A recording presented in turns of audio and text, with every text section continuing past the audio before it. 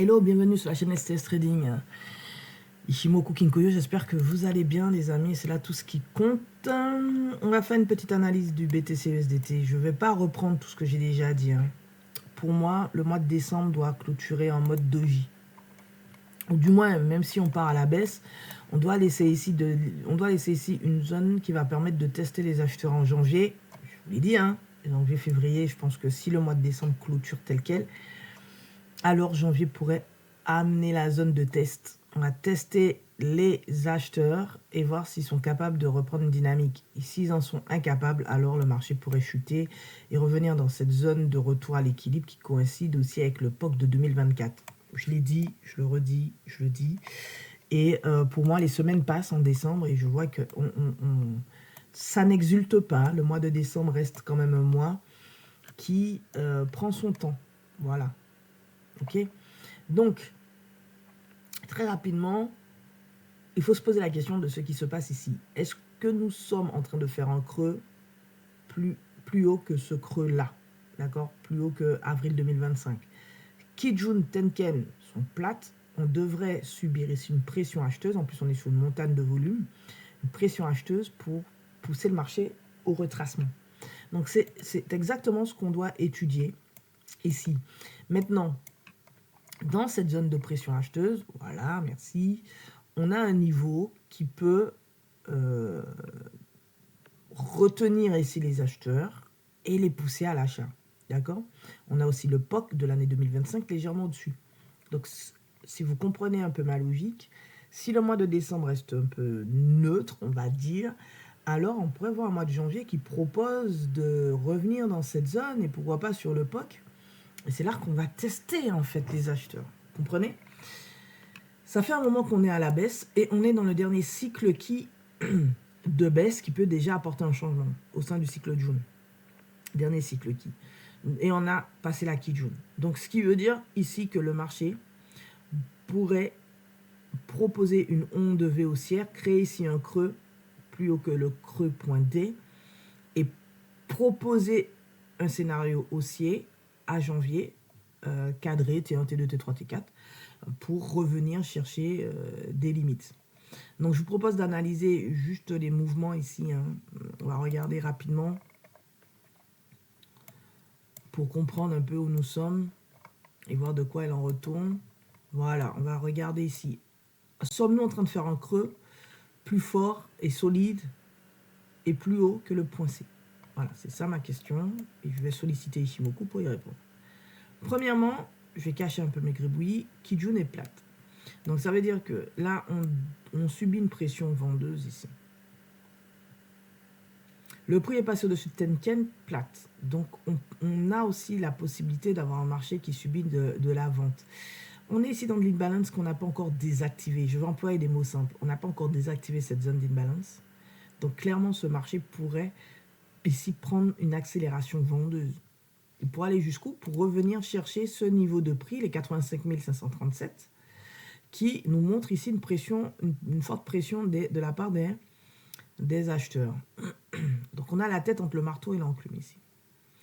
Normalement, ce marché aurait dû respecter ce niveau de profondeur, mais on avait de l'imbalance ici, donc why not? Donc cette imbalance ici, sur lequel on travaille, protège le point C. Donc, j'ai jusqu'au jour du 21h pour que nous ayons fait ici un creux plus haut que le point C. Ça veut dire qu'on considère CD comme une impulsion et DE comme un retracement court, un tiers, un demi, deux tiers de CD pour reprendre de l'achat. Donc une onde V ABC pour reprendre de l'achat avec une dynamique, avec une temporalité. Donc on est entre la tête entre le marteau et l'enclume avec une Kijun plate qui nous montre qu'on va effacer on est en train de travailler une zone ici de range, donc neutre, d'accord, et qui marque aussi une pression des acheteurs. Parce que si le marché retrace, c'est pas pour les beaux yeux de Kijun plate et parce qu'on travaille un momentum qui est neutre. C'est qu'on est sur un niveau de prix où il y a une pression aussi acheteuse. Donc on a une forme de... Est-ce qu'on va répéter la même chose? Donc une symétrie et un momentum. C'est ça qu'on compare quand on regarde la tête de Shinku. Un momentum et une symétrie. Est-ce qu'on fait la même chose C'est-à-dire, est-ce qu'on va latéraliser? Là, on voit bien qu'on n'est pas du tout dans ça. On a un marché qui a décidé de retracer, de partir à la baisse. D'accord? Donc, ici, on a une divergence entre cette information qui nous annonçait une continuité haussière, une Kijun plate pour poursuivre la hausse, et on a une Kijun plate avec un prix qui chute. Donc, on est totalement à l'opposé de cette information, de ce momentum neutre, qui aurait pu ici apporter soit de la neutralité, soit de l'achat. Ok, ça c'est première observation. Deuxième observation avec la Tenkan, on voit que la Tenkan, c'est le court terme qui a influencé le marché.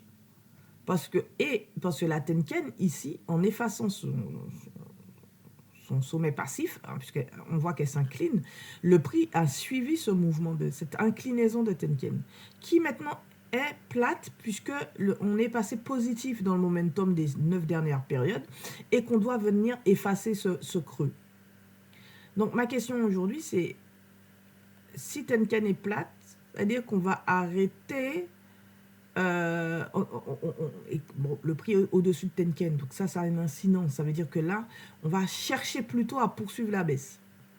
Mais en réponse à ce momentum qui est neutre, est-ce que cette poursuite de la baisse ne va pas, elle aussi, être neutre pendant 1, 2 et 3 bougies?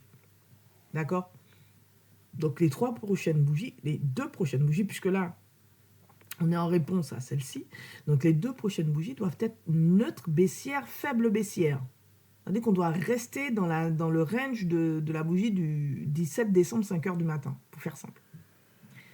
Ou allons-nous avoir ici un marché qui ne va pas chercher à être neutre, mais qui va plutôt chercher à poursuivre la baisse, puisqu'on est dans un momentum haussier.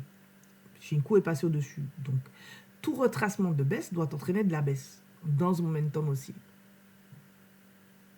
Ok? Donc, ici, est-ce que les 2 prochaines bougies seront baissières?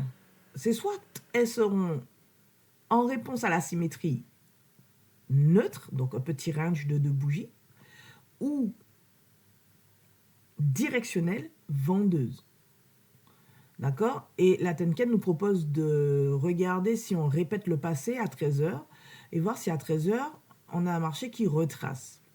Et là, on restaurerait un peu la notion de Kijun plate qui nous dit que Kijun sera plate tant qu'on n'a pas travaillé, effacé cette zone. Donc, on pourrait retracer, repartir à l'achat aux alentours de 13 h. Alors, comme on a une tolérance d'une bougie, nous pourrions aller jusqu'à 17 h. N'oublions pas que nous sommes sous des bougies de 4 h. Quoi qu'il en soit, on a techniquement jusqu'à ce soir 21 h pour savoir si ce marché est capable de nous faire un marché prêt à repartir à l'achat. Nous sommes dans le dernier cycle, on va bientôt rentrer dans le dernier cycle qui de baisse. Donc, voir ce marché ralentir, ce serait bon signe, puisque l'objectif est de valider qu'on fait un creux plus fort et qui tient et plus haut que le point C. D'accord? Donc, on pourrait peut-être passer au-dessus de Kijun, ce qui nous apporterait aussi quelques éléments d'information. Donc, on ne peut pas dire ici qu'on est en mode poule, qui de l'œuf ou de la poule. On est obligé d'attendre la clôture de cette bougie, cette nouvelle bougie de 4 h dans 3 h et 35 minutes, et de voir comment les choses se passent jusqu'à 13 h. Donc, en 40 minutes, quand on veut approfondir un peu l'analyse, il y a quelque chose qui tient la route ici. C'est-à-dire que déjà, ce petit scénario aussi a bien pris fin au temps 3 sur une E, et on est bien dans la phase de retracement. Donc ça veut dire que là, j'ai projeté un niveau pour faire ici un creux plus haut que le creux précédent. C'est-à-dire que je suis en ABCD E, et le point E doit être plus haut que le point C. Si mon point E est plus haut que le point C, alors j'aurai un marché ici sur lequel m'appuyer pour faire un trade intra, pour poser des profondeurs NNTVE et du temps T1, T2, T3, T4 pour cadrer ce scénario d'achat. Déjà CDE. Et si je vois que mon marché va au plus loin, au temps 3 de CDE, alors j'ai ADE qui me permettra d'avoir un scénario plus large et me projeter plus loin. Premièrement, je suis dans l'intervalle de temps de retracement. si mon marché devait retracer et faire les choses dans l'intervalle de CD, eh bien, c'est avant, aujourd'hui 3 heures du matin, qu'on aurait dû avoir un point E. Vous voyez qu'on a un point E après cette date, c'est-à-dire qu'on est au-delà du temps de CD. C'est-à-dire que par le temps, les vendeurs sont plus imposants que les acheteurs, puisque les acheteurs ont mis un certain nombre de temps pour réaliser cette poussée, et les vendeurs mettent plus de temps pour réaliser la baisse, mais pas pour autant une baisse significative, puisqu'on n'a pas renversé le point C. Donc pour moi, si à 13h40 aujourd'hui, j'ai la confirmation que ça, c'est un creux, je privilégierais plutôt l'onde V ADE un peu plus large, qui voudrait dire que le marché serait capable d'avoir un scénario plus long, plus large, qui dure plus longtemps. D'accord? Voilà. Donc, aujourd'hui, on est sur un niveau de marché, c'est clair, où le marché doit réagir. Donc ça, il n'y a pas de souci. Mais c'est encore trop tôt. On a fait ici un cycle qui de baisse depuis le point D. Durant le deuxième cycle, nous pourrions voir un marché s'organiser pour de l'achat. D'accord? C'est-à-dire franchir la Kijun. Donc, on va voir ce qui se passe. On n'est pas pressé. En tout cas, là, on a une information. On a déjà une bougie qui a cassé clôturé Tenken et elle apporte un changement. En fait, son boulot à elle, c'était de désactiver les acheteurs ici. Donc, c'est pour ça qu'on a cette forte bougie rouge baissière qui revient frapper cette accumulation, pression acheteuse, et qui pourrait ici porter un coup de grâce aux acheteurs hein, et propulser le marché un peu plus bas. Donc, pour suivre les possibilités ici, il faudrait, à partir du point D, poser un scénario de vente pour voir combien de temps et jusqu'où pourrait aller un retracement à partir du point D dans la recherche d'un point E plus haut qu'un point C. Alors, moi, je vous invite à attendre jusqu'à 13h40 pour avoir les idées claires. Et dans cette attente, on peut déjà projeter un scénario de baisse pour accompagner la lisibilité, la lecture du marché. On va le faire tout de suite. Alors, voici ce que j'ai trouvé comme onde pour accompagner la baisse. Donc là, on a fait un temps 3 et on est bien revenu sur la zone de retour, donc cette imbalance, cette convergence avec cette imbalance. Et là, le marché pourrait reprendre de la baisse, c'est-à-dire que ici, CDE pourrait faire une onde V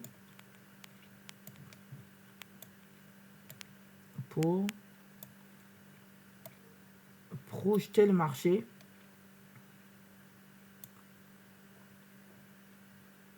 encore un peu plus bas. Voyons voir. Voilà.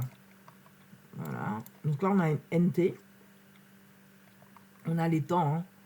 On a jusqu'à 15 heures pour voir la fin de ce scénario A, B, C, D, E.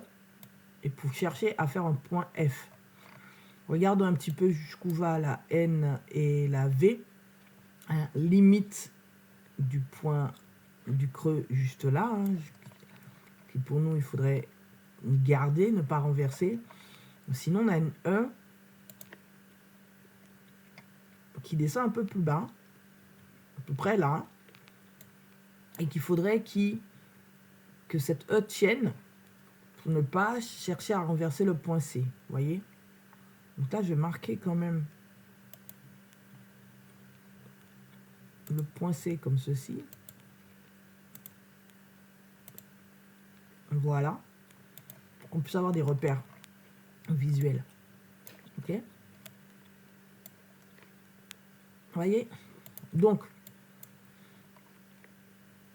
il faut attendre la clôture de cette bougie pour être sûr qu'ici, on a fait un point E. Donc, ça voudrait dire que le marché poursuit sa dynamique baissière et on pourrait aller jusqu'à une V, voire une E à la baisse. D'accord? Donc, c'est en 7 minutes qu'il va falloir regarder tout ça. Hein. Vous voyez? Si je veux l'ajuster en 7 minutes.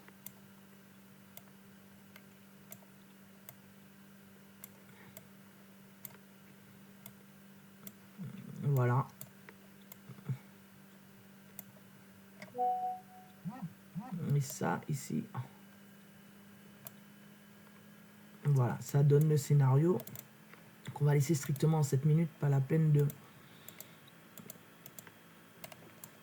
de polluer l'unité de temps supérieure. Voilà ce qu'on observe. Okay. Donc, si réellement ce marché doit chuter,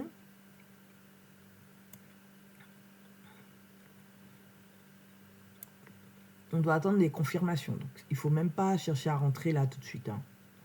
Ok, ça ne veut rien dire. Ici, le marché peut faire une NT et repasser. Voilà, on peut rentrer dans une latéralisation ici. Okay, on a techniquement jusqu'à 10h27 pour voir les choses et on a un temps 4 à 10h48. C'est-à-dire que ça peut totalement changer, renverser la structure. Donc, regardez ce que le marché va vous donner aux alentours de 10h27 et 10h48. J'ai dit 44, 10h48 sur le BTC en 7 minutes. Ok, rapidement, on va passer au gold. Le gold, je ne vais pas trop m'étendre là-dessus. Parce que le gold est haussier. Il y a une pression, une zone de pression vendeuse qui tient le gold ici. Et la question que je me suis posée et que je me pose, je vais me mettre en délit quand même pour que vous puissiez me suivre, c'est ici on travaille des vendeurs. Il y a un bloc.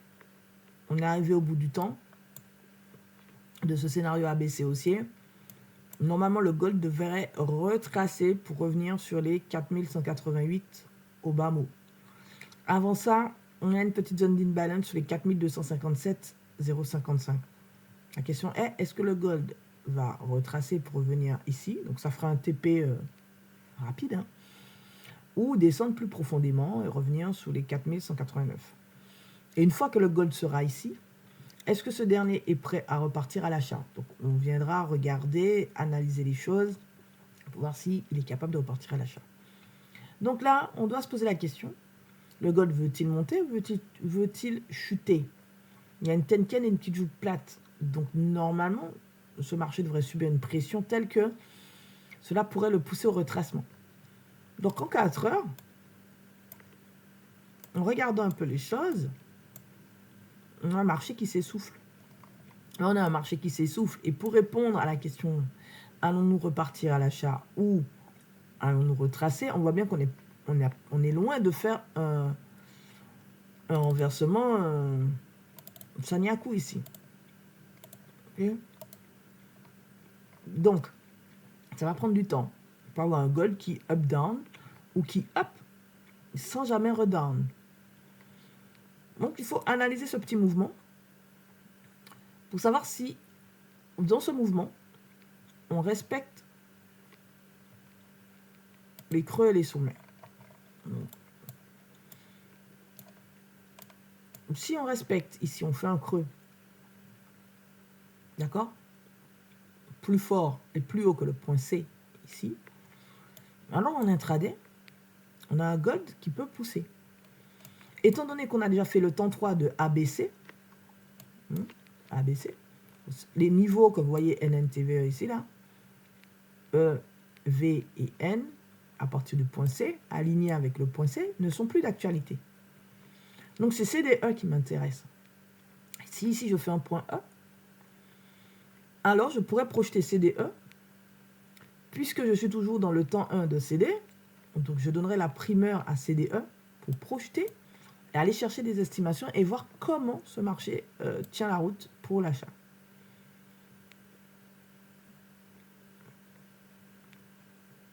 Voilà, donc déjà on est revenu dans la zone où le marché devrait faire un creux solide et plus haut que le creux point C de ce petit mouvement.